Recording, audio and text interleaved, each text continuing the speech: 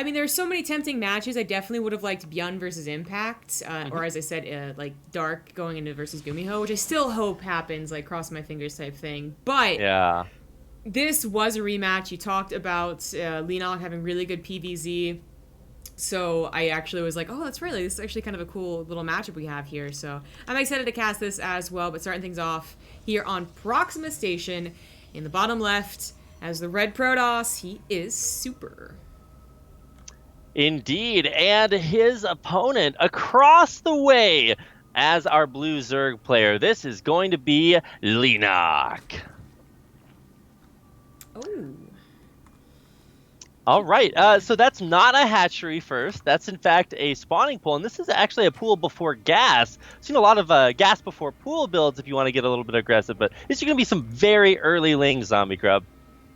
Yeah, they indeed will be. Now, it is only going to be just regular Lings, not speedlings, no like super fast gas with this as well, but it still has a deadly potential. Usually on other maps, though. Other maps are the wall's a lot bigger, and they're going to need to actually slap down like 2 gateways and another pylon. This Proxima Station, obviously, it's a ramp leading up to a very easy wall off, and if Super had any indications is happening, in fact, there is the scout right now, he could just wall it off and do a double wall off too if that pylon starts to get a little bit low.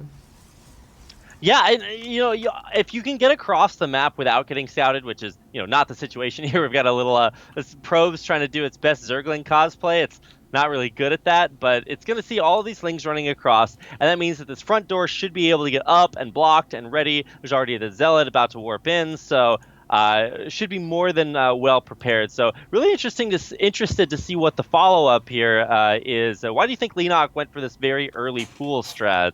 I think Leenock's always had a bit of an aggressive streak to him. He was a little bit weird player, a little bit aggressive player. He's always been kind of fun to watch. So I think this is just about him opening with a bit of shocker and hoping to catch Super not scouting.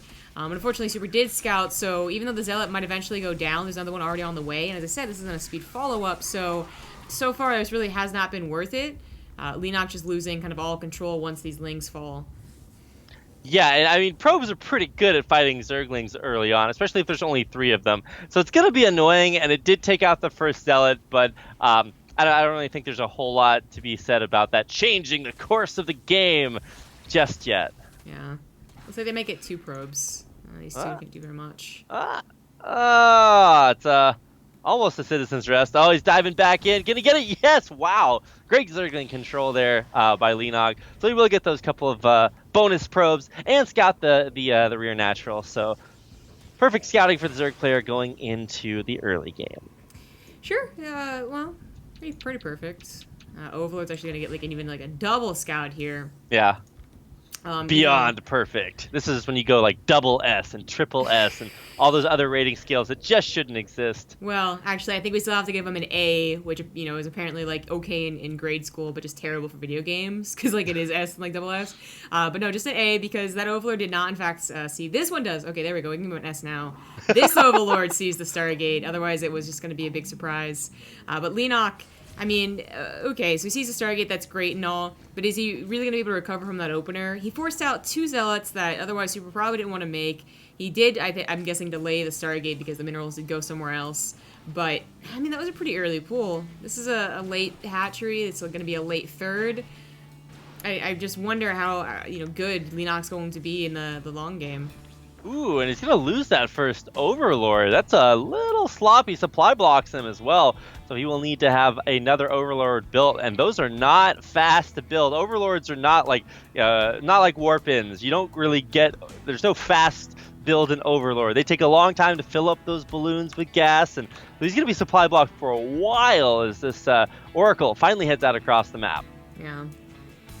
That is pretty harsh, an already harsh opener. Third base, very quick for Super, following up with some Phoenixes. Leenock just gonna have to try and defend. He doesn't want to spend, I guess, minerals or drones on Spore Crawlers, so he's just defending with Queens. A very dangerous thing to do, but totally good call. Mm-hmm. He's got 2 Queens in both the main and natural. I would have thought if he was supply blocked, maybe throwing down the extra Spore then would have been, an okay decision. I mean, obviously not optimal, but when you're supply blocked, you're not playing optimally. So, I don't know. I decided not to. save that and is just droning up like a madman. On the other side, another Overlord picked off by Super's first Phoenix. I really like this fast base from Super. A lot of Protoss, when they sense a little bit of weakness, can sort of hit the switch to go in for any one of these, not charge all-ins. I don't think we were quite set up for that, but more of a pressure-focused build to limit the Zerg player. But no, Super's just saying, hey, any base you can take, I can take better. It does have that faster third up. Yeah. I mean, the way that PvZ has developed, of course, way past what it was like Wings, Liberty, and Heart of the Swarm, you do have faster expands for both races. Fast third is no longer Shocker for Protoss, and a fast fourth, well, I guess it was never truly a Shocker for Zerg, but definitely not in Legacy of the Void. But it still is not that great of a sign when the third base of the Protoss is done at the exact same time as the third base is the Yeah. In general, Protoss are not quite supposed to be that way. I mean, there is an alternate universe in which Protoss figured out the fast double expand build before Zergs knew how to do that, and you just automatically expect them to do that. That's not the world we live in. So, really big advantage by Super. He had a great hold early on, even though he did lose those couple of bonus probes. And here comes the big gateway swell. So this is where Super really starts to power up. Yeah, he's going to have quite a powerful potential to attack, because he's going to, he's chroning out all these units, all these upgrades here, charge +1 Warp Prism into an Immortal. He can actually move across the map probably long before Leenock's going to be ready, because Leenock is still kind of recovering from the early game with a fourth base only just not coming down. Army just really still not being set up. He might have 7 Hydras, but like the Baneley Nest isn't going to have centrifugal hooks, obviously, for quite some time. Only +1 melee. I don't know. This is it's gonna be a tough hold, because Super's like gonna be ready to go in maybe a minute if he wants to push out. If he wants to play defense, if he wants to get the storm, all right, more power to him. But I think he could have potential. Yeah, he's also going to pop on 2 hatcheries at the same time, so that's just a lot of resources invested in stuff that doesn't deal damage, and obviously it's going to be in a big larva swell for him, but if Super were to press the advantage now, that would really be there as a strength. So it does look like Leenock will be safe for a little bit. This is kind of like your no rush 10 game, but both players really kind of powering up into the big macro game. So it's cool to see this right off the bat, because I just got back from watching SSL premiere last night, and there was no such thing as a macro game there. So we're progressing far into what is now the late game, if you consider how cheesy a lot of early openers have been lately. Well, missed this. I thought it was the Oracle, to be honest, but it was a Warp Prism and 4 Zealots just got denied in the main base. Hydras have been rallied there, and they were just in the perfect position from the get-go. So that does take a bit of the wind out of the sails of Super, as he did want that pressure applied and also the scouting applied. He is instantly remaking the Warp Prism. He's on his way to now +1 armor and Blink, and he is going to go for Storm first, not trying to push out preemptively with a bunch of charge lots. And he's already got a ton of High Templars gaining that energy, so he will have a lot of storms. Yeah, and really this is sort of the power of Protoss, to be able to sit back and get these juicy storms up, and that's just a more and more of an advantage. It's a little bit like if you guys play Hearthstone, the armor component that allows you to kind of overheal. Well, with Protoss, the longer they stay alive, the more powerful they get.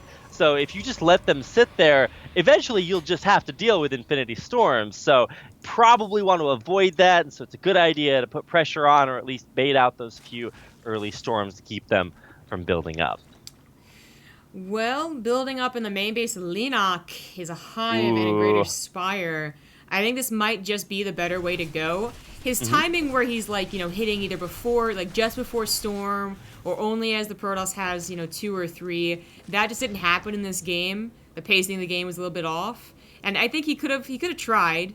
I do actually like the Greater Spire a little bit more, because I think that Super is thinking, okay, like, I'm defending against this huge Baneling Hydra army, which he's not wrong about, but he's not quite thinking about Broodlords yet. The main base has not been scouted since that Warp Prism died, so he has no indication that he should be thinking about it. Whoa! Big stasis field actually does block that pathway into the natural completely. Storms actually more onto Super's army than they are onto Leenock, but those are the money storms actually hitting every Baneling that tries to roll in. To be honest, though, Super was kind of, that was a very fast reaction, but it was still a reaction. I think, you know, if he knew that army was coming that way, he kind of sets up a little bit better and is a little more patient with some of those storms. Because as you said, like, it kind of stormed his own army so much more than it stormed Leenock. And Leenock was able to get, like, a pretty big concave to actually force those High Templars to morph into Archons. So that wasn't too bad, but Super obviously still with a bigger bank, still with a good army, and Leenock, if he, you know, even with whatever bank he does have, is trying to get to a greater spire. So there is no second attack. Super has time to calm down and think about what's happening here, and hopefully he thinks about Broodlords. Yeah, I mean, he should also know that he needs to get a late game scout in, whether it's just an observer flying through. I'm trying to keep an eye on Super's observers, but they are actually not very super at all, and he doesn't have any vision of any of the tech that he needs to watch out for. So maybe he thinks about the Greater Spire, but he doesn't know it's coming yet. Yeah. Yeah, I'm actually looking at his vision right now. It's pretty poor, just really on his side of the map. Warp Prism and a Phoenix that's just patrolling. It's not too great. Now, usually after a couple of fights with Hydra, Ling, Baneling, the Protoss is like, okay, like, you should be trying to Senjutsu now, or if the game really is just super, super passive, that also kind of pops into the head of any player, really. Like, you're sitting back doing nothing but macro, and you got to be wondering, what is my opponent doing? But unfortunately, Super either is not thinking about it, or thinking he's going to be able to push before it matters. So if he was pushing, I would say that he's absolutely correct, but a little distracted by these Lings. Yeah, just making sure to defend his 5th base. But once again, it should be noted that even despite the Zealot drop in here, it's 5 base versus 5 base, which is kind of not where you want to be as a Zerg player. Traditionally supposed to be out expanding the race that you play against. But there is that macro hatch, so at least crazy amounts of larvae. You can really see that being used here as 60 Zerglings are on the way. Yeah.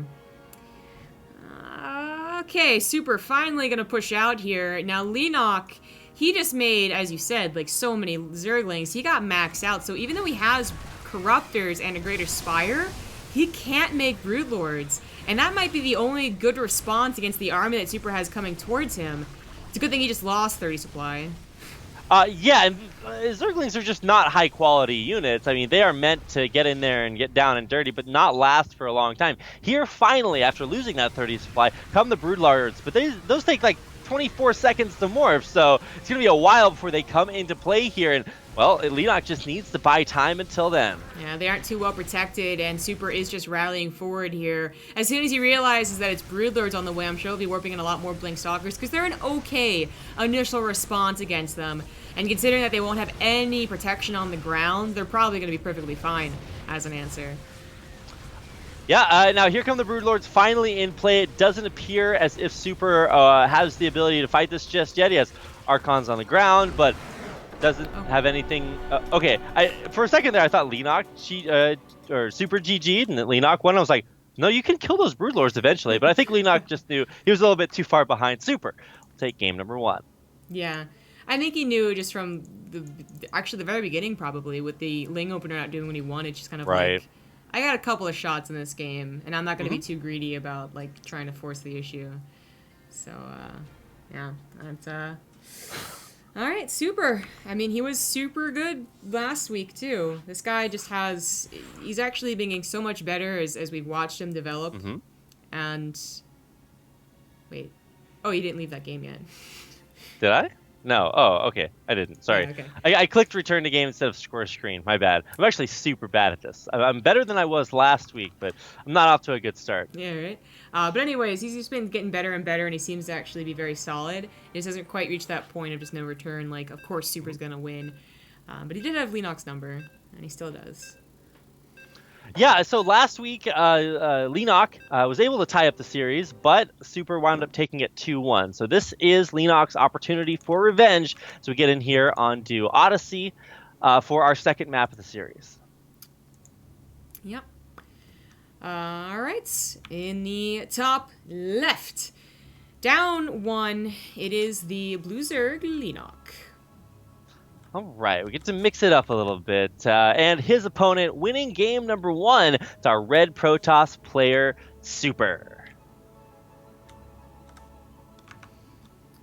Okay, well, we saw Leenock go for a very early aggressive pool strategy in game number 1. It didn't really work out, and I really don't know too many situations in which it does work out. Probably the one where the probe doesn't scout your Zerglings as soon as they pop out. That's going to be a good one. So possibly a little bit more of a macro start to this game, and already you can see by early drones being made that it's not going to be quite as crazy as it was in game 1. Nah. And sending it down in the nick of time, so the probe scout couldn't even try and pylon block. I think most Protosses give up on the idea in general, but still want to scout. And Super looks like he's going to be going for a gateway expand, which is what he did last time, and ended up being perfectly safe. So. Yeah, I mean it's a little bit different when you do it on Odyssey, because you have a wider area to wall off overall. But Gateway Expand, I think, is probably the most popular PvZ build right now. So you're just going to see that more often than not. And Leenock should be totally comfortable with all of this. And a little bit more of a standard early game for both players. So I look at this and I'm just like, oh, I know. It's like that scene from the end of Jurassic Park where the girl is trying to get the power system back online. She goes to the computer. Yeah, she goes to the computer terminal. She's gonna hacker man or woman her way into this. She's like, this is a Unix system. I know this. I'm like, oh my God, get me out of here. Worst moment of television ever. But it's a little bit like that. I look at this game and I'm like, okay, I know what this looks like. Both players are kind of doing the standard openers for their respective races. Now, the worst moment in TV history is at NCIS, which in general is just a show I do not appreciate, but apparently it'd be like a 50-year-old like stay-at-home mom too. Sorry, but it's true. But like the worst moment, because my mom, not stay at home, but she does watch she's older and she just watch NCIS. I was there when that episode premiered, where they're like getting hacked, and Abby's like, oh, I can't keep up. So the other guy comes on the same computer keyboard and starts like typing with her. So like there's 4 hands on the keyboard, and somehow that helps them defeat the hacker. I was there when it was premiering, and I was just like, this is the stupidest thing I've ever seen. Mom, please. Well, also, like, as they type on the keyboard faster, the boxes on the windows on the screen keep popping up faster and faster. I'm like, well, that's just not very, like, effective at all. Like, you're supposed to have, like, a window that you work in, not, like, popping up. I don't know. It was a simpler time, Zombie Grub, back before the complicated computers we have now. It was like 5 years ago. Jesus. Oh, man.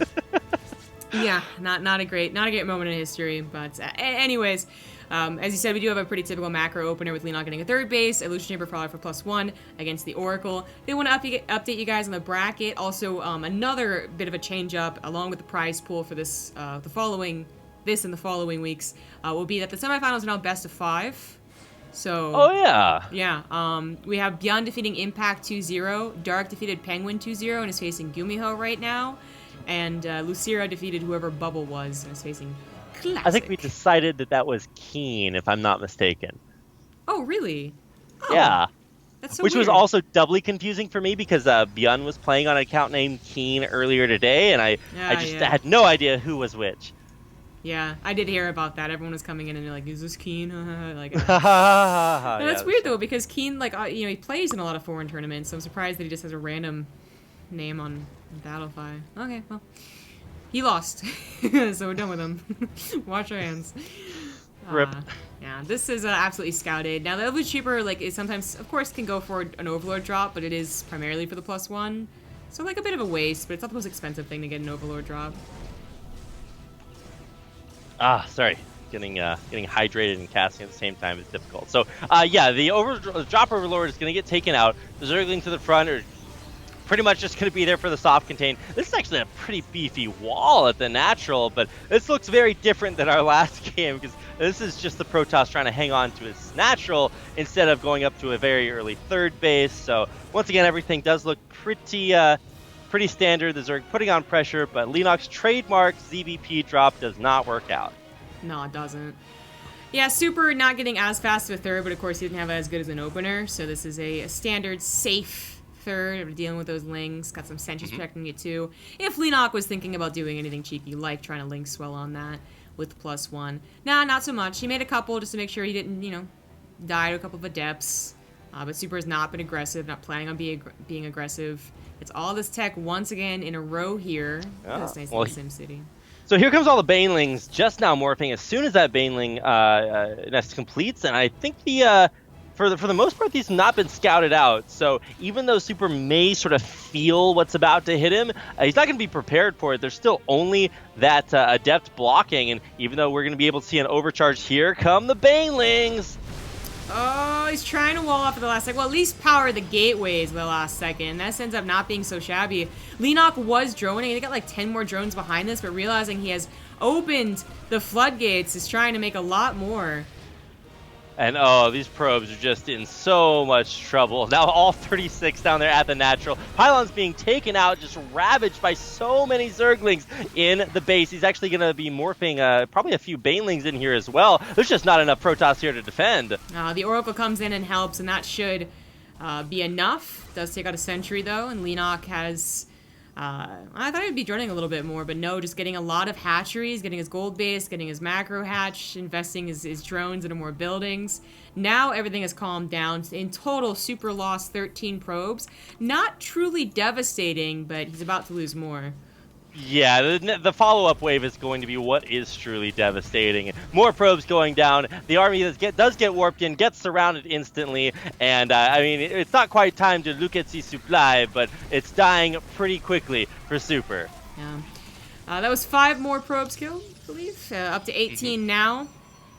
Still not absolutely truly devastating, but certainly just kicking Super down a notch here. He's got to replace a lot. That's a lot where his minerals were supposed to go into zealots instead, of not going just back into probes.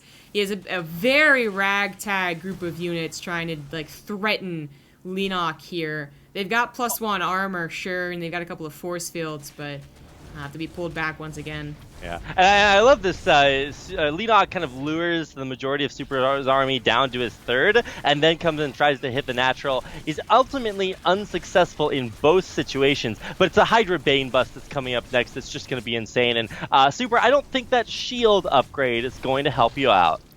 Well, not until he gets a Templar Archives. Then it might really help out, but he doesn't have one yet. Okay, I mean, go for it if that's the way you want to do it. Stasis Ward, not that effective, and any form of harassment back in Leenock's base is going to get cleaned up. Yeah. Well, it's looking pretty bad for Super. Finally remembers the Templar Archives. Finally has the room to fit it in, as well as Blink. And I mean, he's trying to get to the same game he did last game on Proxima, but it did not start off that way, and it certainly didn't end up that way with the Lings just dealing so much damage. If he could get to Storm, I think he can bring back the army supply. Storm can be pretty good, but that'll be tough. Yeah, I mean, he did lose a lot of workers early. The silver lining to losing a lot of workers early is that your bases last longer because you're just not mining from them as much. So he'll be able to stick on these main base mineral patches for a little bit longer.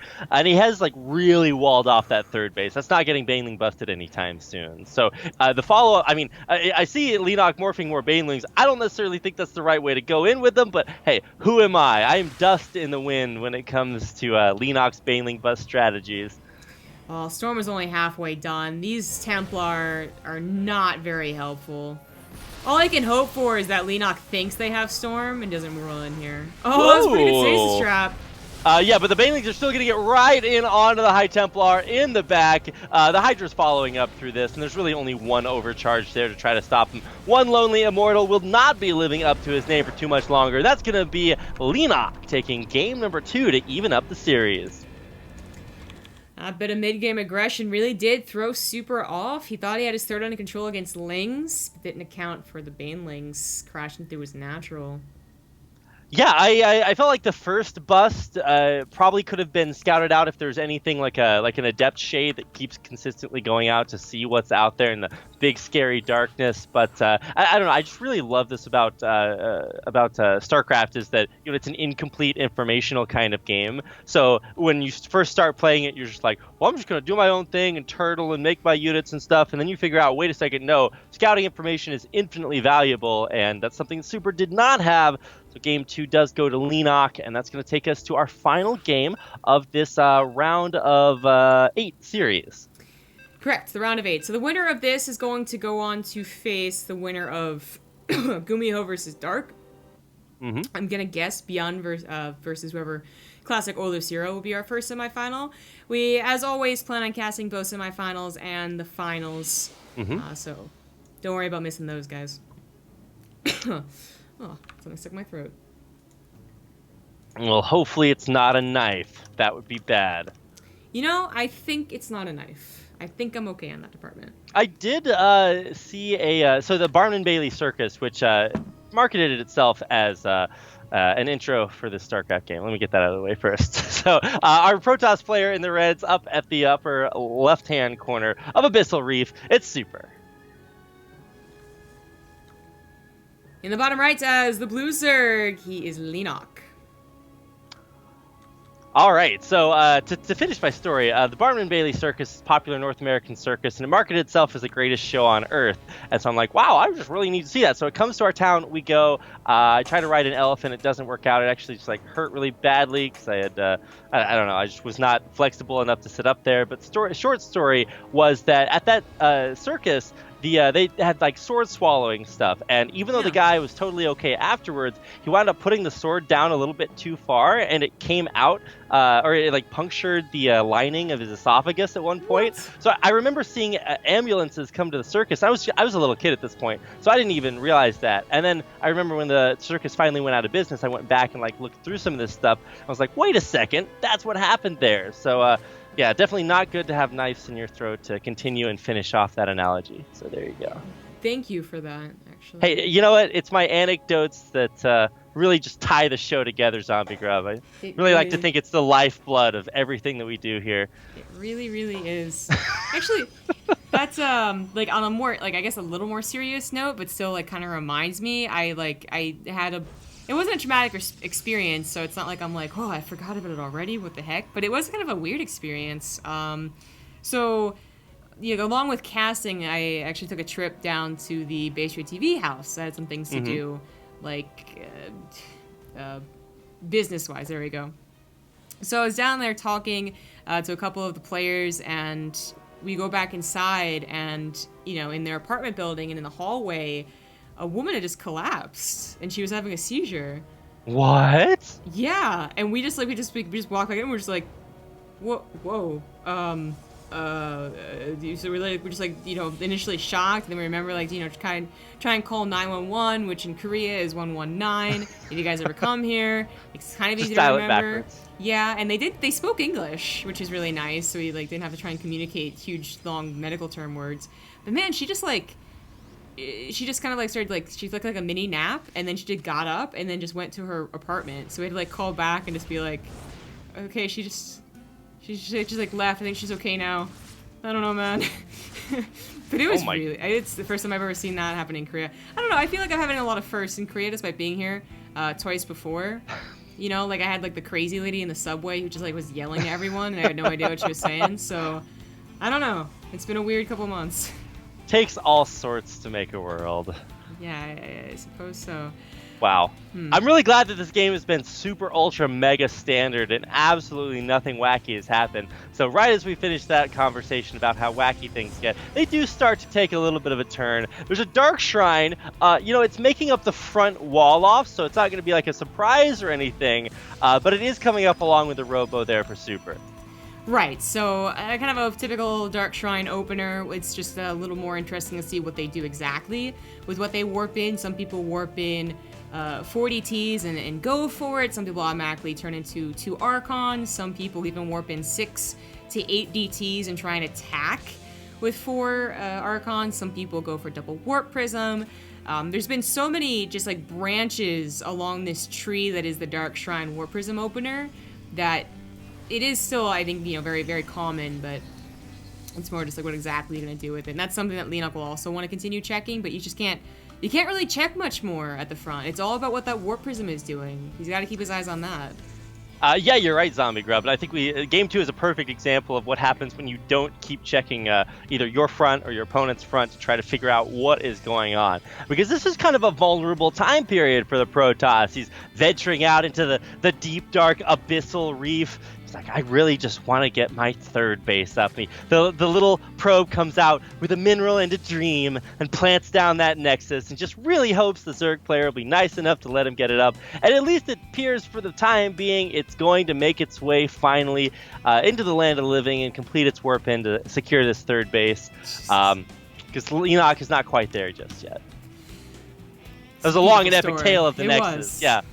Yeah, I've never heard quite such an epic tale about a Nexus. If you have like a recorder in your apartment, you want to play that Titanic song right now while I tell the story, that's what would truly make the moment. I bet you if I was at home, I still have my old recorder. I still have my old flute, and I sucked at that thing, man. That was not a good time. Was that supposed to be a joke? Because it's a flute. And anyway, the real victory right here is coming in the form of the double Archon drop Zombie Grub, which is pretty effective as Archon drops are want to be. Gets in there, kills some Zerglings, backs on out. This is where everybody in chat spams power of Protoss. It's like, well, yes, guys, the units do the things they're designed to do. Congratulations, you figured it out. The brilliant minds of today's Zombie Grub. Yeah, right? No, he's pretty much doing the most vanilla opener you can with the Dark Shrine. So really just the two Archons immediately made it immediately going for some harassment. I like the addition of the Observer. Clear up any creep spread, but Leenock wasn't really too, pushing that too hard. And it is going to be charge and +1 following it up yet again. Yeah, if you look at this, you can tell which, and like cover up the player names, you can tell which player it's not. Because by this time, Scarlet's creep spread would be going over into the map that we'll play in our semifinal series.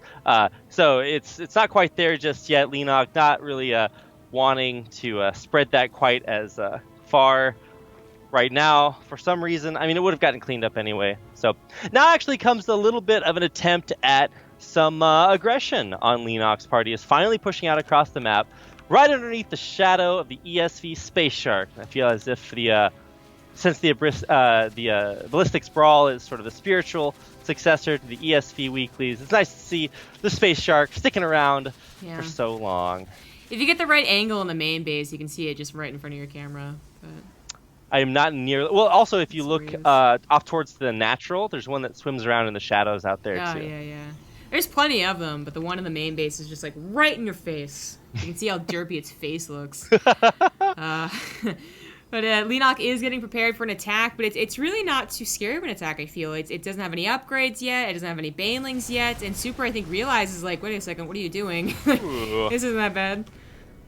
Yeah, those Archons up at the front really gotta you gotta put some respect on the Archon name right there. Finally, some more Hydras coming forward, but with that big immortal backbone, this is a pretty dense Protoss army. This is a delicate little balance between the two, though. Leenock could be reinforcing heaps more, and Super would not know, and then, Super would be at a loss because he isn't reinforcing with Zealots. With this army, he just warped them in to harass the third base, but that wasn't the case. Leenock retreats. He still doesn't have banelings to deal with potential, mass charge bots, and he's looking to maybe lose his fourth. Yeah, no upgrades at all for our Zerg player here versus +1 there. These Zealots getting there, ripping up a bunch of stuff, and that's not even talking about the push in the main. Another big warping comes down, and that is going to take out Leenock's fourth. Easy peasy, gets away too. Saves a couple units in that Warp Prism. He does need a few more charge lights, I believe. The Banelings do not have centrifugal hooks. They just all rallied into an Archon. That wasn't too great. Ugh. But there are those charge lots, and there's the fourth base for Super. In general, guys, if you are picking rally points, putting it on an Archon as a Zerg player, not the greatest location. I feel like if I were a Zerg, I guess Zergs are all part of the Overmind. They can't think for themselves, so they don't feel the pain that I would feel if I were a sentient Zergling being rallied into an Archon. So maybe it's not quite as bad a situation as it could be, but still not going to work out. They're not controlled by the Overmind anymore. They're controlled by Broodmothers. Oh, that's right. I can't keep up with the lore. I learned the lore once when Brood War came out, and I was like, okay, well, this is kind of how it works. And then it all changed. I recently, I read some of the books, to be honest. I like some of them. Some of them are not as good. But I read one recently where I just read it and I remember closing the book and going, like, this actually was really dumb. And so I looked it up online, and they were just like, oh, it's not canon. Like, they let him write it, but it's not really a part of the story. And I was like, well, that makes a lot of sense, because what they did to, like, Abathur and, like, the Zerg just was, like, super crappy. But that's for nerds, and I'll leave that discussion for later. It's for book nerds, which are which type of nerds. Imagine reading books in 2017. I know. What a thing. But Leenock tried to apply some pressure back, but really, again, not too threatening. Even though this time he does have Banelings with speed. Oh, there was an attempt at a Baneling drop. Yeah, there was an attempt. Yes, that's you get the participation for that Baneling drop. It's just gonna actually be rallied back out and then get a second chance at life over here. So this is gonna use its second lifeline, but I feel like the big focus should be on the push way out in the middle of the map. It's still just this Hydra Bane force Leenock is sticking on, trying to make it happen. I found the shark. Oh, guys, it looks so derpy. Okay, okay, well, we're gonna pay attention to Overlord later. Yeah, the big attack at the front. A lot of Banelings and just exploded on an Archon. That's not too great, but it did manage to bust into that natural. Probes are gonna be saved by the looks of it, maybe by a couple of Stalkers. I mean, this is a good position for Leenock to be in because all the Immortals are not really able to fire. They're kind of taking out the Ling Flood that's coming in. So the Hydras on the high ground are actually dealing a decent amount of damage. They're really just holding off for the Zerglings that made it into the main. Here comes in another attempt at that Baneling drop in the back, but that will not be successful. What is actually working out is the pressure on the fourth base. The Zerglings getting out and taking out every single drone. There was action in every single base, man. That was hard to keep up with.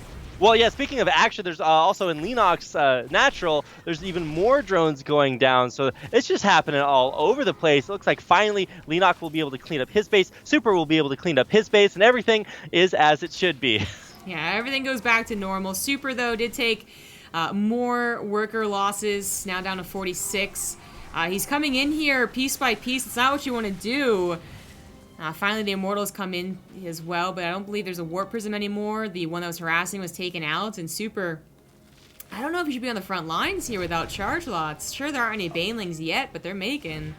I was looking for a warp-in position, so maybe that's where he's thinking he's going to get the charge lots from. He only has 4 zombie grub, and that is a small number. It's a number I can count to on my fingers, which is how you know it's probably not that high up there. Fortunately enough, Abyssal Reef is rough to move around with Hydras, so they'll get kind of like caught out on the janky high ground and won't be able to quite chase Super back to his fourth base, which has been resaturated. But Leenock's not going to let up the pressure. He has that army advantage. He's hammering out these Zerglings and Hydras. It looks like he is going to go in for another big possible death blow. Super got Storm, must have been a while ago, but just hasn't really had time to gather energy on High Templars, so the Archons have been okay. He has desperately been missing those storms. Finally warps in 5 High Templars, and those just might be able to get 1 storm apiece as the attack happens. Super also continuing with his upgrades. Does have better ones than Leenock. Leenock just upgrading his things purely. Hydras just have that base CPS still pretty good. But 44 Banelings, oh my god, he needs some storms.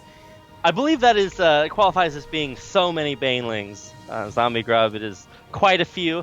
That's a number of Banelings I cannot count on my fingers, so that's how I know it's a lot. Toes and fingers, still a little bit too much. I'm gonna need some help.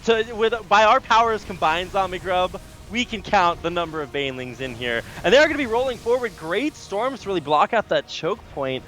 Between that and force fields, I mean, I feel like there's just... Oh, I guess he doesn't have any sentries anymore. Never mind, it's just storms. And great storms there it may be, but not great enough. Oh man, those Banelings colliding with the High Templars. They're already almost out of storms anyways, but this might just be too much. Without storms, without a mass amount of charge lots, Super loses the 4th base. He has so many charges on the main. That's where they all went to, but I don't think this is going to be equalizing damage. I mean, there are DTs and there's no Overseers. Okay, right now, as I say that, an Overseer will come in. No, we're gonna pull back your DTs. No, it doesn't survive or save any of those. And no matter how thick these Immortals are, they're not going to be able to defend against a huge ball of Hydras that neither of us can count. We need like all of Twitch chat to help us count that. And that's going to give Leenock the revenge 2-1 over Super to take him out here in Ballistix Brawl Cup number 2. Not bad. Leenock was on a tear in ZVP until he met Super. So now he's just like, he's back on it. He's back getting that revenge, and he is already into the semifinals. So yeah, already in the money, beyond waiting in the other semifinals. Believe it or not, I think it's timed out so that we're not quite ready with either one. But guys, whichever one comes up first, it's going to be a best of 5, guaranteed great match. There's just nothing but great players left over here. So we're going to go to a break, show you some ads about Ballistix, and when we get back, it'll be more Korean StarCraft.